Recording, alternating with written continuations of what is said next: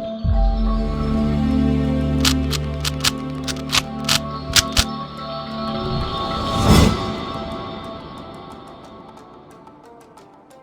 Guys, welcome back to a brand new video of explore. ഇന്നത്തെ വീഡിയോയിൽ നമ്മൾ പരിചയപ്പെടാൻ പോകുന്നത് നോക്കിയ കുറച്ച് റീസെൻ്റ് ആയിട്ട് ലോഞ്ച് ചെയ്ത നോക്കിയ 6.1+ എന്ന് പറയുന്ന ഫോണിൻ്റെ ഫീച്ചേഴ്സിനെ പറ്റിയാണ്. വീഡിയോയിലേക്ക് പോകും മുമ്പ് ഇതുവരെയും ചാനൽ സബ്സ്ക്രൈബ് ചെയ്തില്ലാത്തവർ സബ്സ്ക്രൈബ് ചെയ്യുക, തൊട്ടടുത്താണെന്ന ബെല്ലൈക്കൺ കൂടി എനേബിൾ ചെയ്യുക. 2019 എർലി ലോഞ്ചായിട്ട് കൂടി ഞാനിപ്പോൾ ഈ വീഡിയോ ചെയ്യാൻ കാരണം എന്തെന്നാൽ ഫോണിൻ്റെ പ്രൈസ് റേഞ്ച് തന്നെയാണ്. കാരണം ലോഞ്ച് ചെയ്ത സമയത്ത് 20,000 രൂപയായിരുന്നു ഈ ഫോണിന്. എന്നാൽ ഇപ്പോൾ അതിന് ഒരു 6GB 64GB വേരിയൻറ്റിന് 10,000 രൂപയാണ് വില. ഓക്കെ, അധികം താമസിപ്പിക്കുന്നില്ല, നമുക്ക് ഈ ഫോണൊന്ന് അൺബോക്സ് ചെയ്യാം. വളരെ ക്ലാസി ആയിട്ടുള്ളൊരു ബോക്സിലാണ് നോക്കിയ 6.1+ എന്ന് പറയുന്ന ഫോൺ വരുന്നത്. ഒന്ന് അൺബോക്സ് ചെയ്ത് നോക്കാം.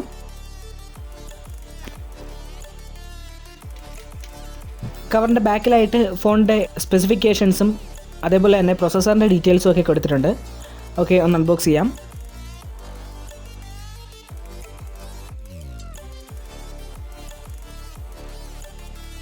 ഞാൻ ഓൾറെഡി ഫോൺ അൺബോക്സ് ചെയ്തിരുന്നതാണ്, അതുകൊണ്ടാണ് പുറത്തെ ഷീൽഡിങ് കവറൊന്നും ഇല്ലാത്തത്. എടുക്കുമ്പോൾ തന്നെ നമുക്ക് കാണാൻ കഴിയുന്നത് നമ്മുടെ ഹാൻഡ്സെറ്റാണ്. വളരെയധികം അട്രാക്റ്റീവ് ആയിട്ടുള്ളൊരു ഡിസൈനാണ് നോക്കിയ 6.1+ നൽകിയിരിക്കുന്നത്. ബാക്കിലെ ഗ്ലാസ് ഷീൽഡ് കാണുമ്പോൾ നമുക്കറിയാം ഒരു പ്രീമിയം ടച്ചാണ് നമ്മുടെ ഫോണിനുള്ളത്. നമുക്ക് ഡിവൈസ് ഒന്ന് ബൂട്ട് ചെയ്ത് സൈഡിലേക്ക് വെക്കാം. അതിന് തൊട്ട് താഴെയായിട്ട് തന്നെ നമുക്കൊരു സിം എജക്ടർ പിൻ കാണാൻ കഴിയും. പിന്നെ കുറച്ച് ഡിസ്ക്രിപ്ഷൻസും അതുപോലെ തന്നെ ഒരു ബോക്സും ഉണ്ട്. ബോക്സ് ഒന്ന് അൺബോക്സ് ചെയ്ത് നോക്കാം. അതിൽ നമുക്ക് കിട്ടുന്നത് ഒരു 10 വോൾട്ടിൻ്റെ ഫാസ്റ്റ് ചാർജറാണ്. അതുപോലെ തന്നെ നോക്കിയ ഇതോടൊപ്പം ഒരു ഹെഡ്സെറ്റും പ്രൊവൈഡ് ചെയ്യുന്നുണ്ട്. വളരെ ബേസിക് ആയിട്ടുള്ള നോക്കിയയുടെ ഒരു സാധാ ഹെഡ്സെറ്റാണ് ഇതിനോട് പ്രൊവൈഡ് ചെയ്യുന്നത്. എങ്കിലും ഈ ഒരു പ്രൈസ് റേഞ്ചിൽ ഒരു ഹെഡ്സെറ്റ് ഉണ്ടാകുക എന്ന് പറയുന്നത് തന്നെ വലിയ കാര്യമാണ്. മുന്നേ ഞാൻ സൂചിപ്പിച്ചതുപോലെ തന്നെ ഒരു 2019 എർലി ലോഞ്ച് ആയതുകൊണ്ട് ഇതിൻ്റെ നോച്ചും ഒരല്പം വലുതാണ്. അതായത് വാട്ടർ ഡ്രോപ്പ് നോച്ചോ മിനിമൈസ്ഡ് ഡിസ്പ്ലേ നോച്ചോ ഒന്നുമല്ല, ഒരു സാധാ ഒരു നോച്ചാണ് നമുക്കിവിടെ കിട്ടുന്നത്. എങ്കിലും അത്യാവശ്യം തരക്കേടില്ലാത്ത രീതിയിൽ യൂസ് ചെയ്യാനായിട്ട് നമുക്ക് സാധിക്കുന്നതാണ്. നമുക്ക് അതിൻ്റെ ഫിംഗർ പ്രിൻറ്റ് സെൻസറിലേക്ക് നോക്കാം. വളരെ ഫാസ്റ്റ് ആയിട്ടുള്ളൊരു ഫിംഗർ പ്രിൻറ്റ് സെൻസറാണ് ഇവിടെ പ്രൊവൈഡ് ചെയ്തേക്കുന്നത്. ഏകദേശം 0.38 സെക്കൻഡ്സിൽ അൺലോക്ക് ചെയ്യപ്പെടും എന്നാണ് നോക്കിയ അവകാശപ്പെടുന്നത്. ഫോണിൻ്റെ സൈഡിലേക്ക് നോക്കുകയാണെങ്കിൽ ഒരു ഓൺ ഓഫ് ബട്ടണും അതേപോലെ വോയിസ് കൺട്രോൾ ബട്ടൺസും കാണാൻ കഴിയും.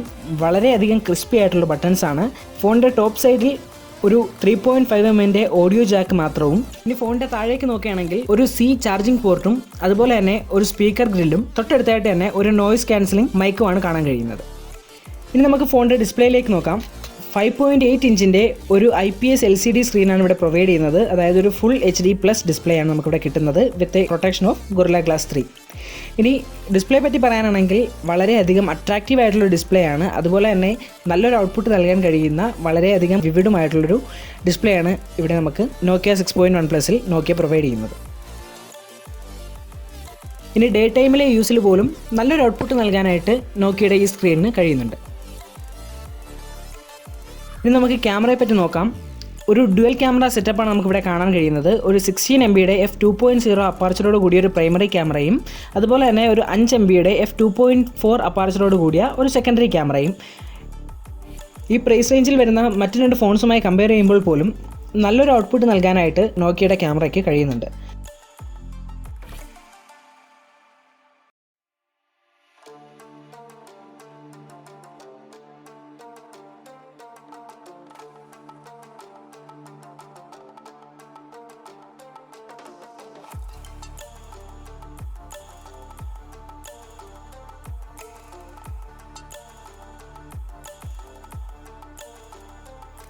ഇനി 4Kയിൽ ഷൂട്ട് ചെയ്യുന്ന സമയത്ത് ഈവൻ EIA സ്റ്റെബിലൈസേഷൻ ഉണ്ടെങ്കിൽ കൂടി തന്നെ ഇടയ്ക്കിടയ്ക്ക് ചെറിയൊരു ഫ്രെയിം ഡ്രോപ്പിംഗ് ഉണ്ടാകുന്നതായിട്ട് നമുക്ക് കാണാൻ കഴിയും. ഇനി സെൽഫി ക്യാമറയിലേക്ക് നോക്കുകയാണെങ്കിൽ 16MB ഒരു f2.0 അപ്പാർച്ചറോട് കൂടിയ ഒരു പോർട്രേറ്റ് മോഡ് എനേബിൾഡ് ആയിട്ടുള്ളൊരു ക്യാമറയാണ് ഇവിടെ യൂസ് ചെയ്തിരിക്കുന്നത്. എനിക്ക് ഏറ്റവും ഇഷ്ടപ്പെട്ട എടുത്തു പറയത്തക്ക വിധത്തിലൊരു ഫീച്ചർ എന്തെന്ന് ചോദിച്ചു കഴിഞ്ഞാൽ അനിമോജി തന്നെയാണ്. ആപ്പിളിലും അതുപോലെ തന്നെ സാംസങ്ങിൻ്റെ ഫ്ലാഗ്ഷിപ്പ് ഫോൺസിൽ മാത്രം അവൈലബിൾ ആയിട്ടുള്ള അനിമോജീസ് അതിനേക്കാളും ബെറ്റർ ആയിട്ടുള്ള രീതിയിൽ തന്നെ ഇവിടെ അവർ എനേബിൾ ചെയ്തിട്ടുണ്ട്. ഇനി ഫോണിൻ്റെ പ്രൊസസ്സറിനെ പറ്റി പറയാനാണെങ്കിൽ സ്നാപ്ഡ്രാഗൺ 636 എന്ന് പറയുന്ന ഒരു അത്യാവശ്യം നല്ലൊരു പ്രൊസസ്സർ തന്നെയാണ് ഇവിടെ യൂസ് ചെയ്തിരിക്കുന്നത്. അതുമാത്രമല്ല 2 വേരിയൻസിലാണ് ഫോൺ വരുന്നത്. 4GB 64GB ഓഫ് റാമിലും അതുപോലെ തന്നെ 6GB 64GB ഓഫ് റാമിലുമാണ് ഫോൺ വരുന്നത്. ഇതിൻ്റെ രണ്ടിൻ്റെയും പ്രൈസ് റേഞ്ച് ഞാൻ ഓൾറെഡി പറഞ്ഞതുപോലെ തന്നെ 10,000 രൂപയാണ് ഇപ്പോൾ നമുക്ക് കിട്ടുന്ന ഒരു പ്രൈസ് റേഞ്ച്. അത്യാവശ്യം നല്ലൊരു ഗെയിമിംഗ് എക്സ്പീരിയൻസ് നൽകാനും ഈ ഫോണിന് സാധിക്കുന്നുണ്ട്. ഈവൻ ലാഗ് ഫ്രീ ആയിട്ട് തന്നെ നമുക്ക് ഗെയിം കളിക്കാനും.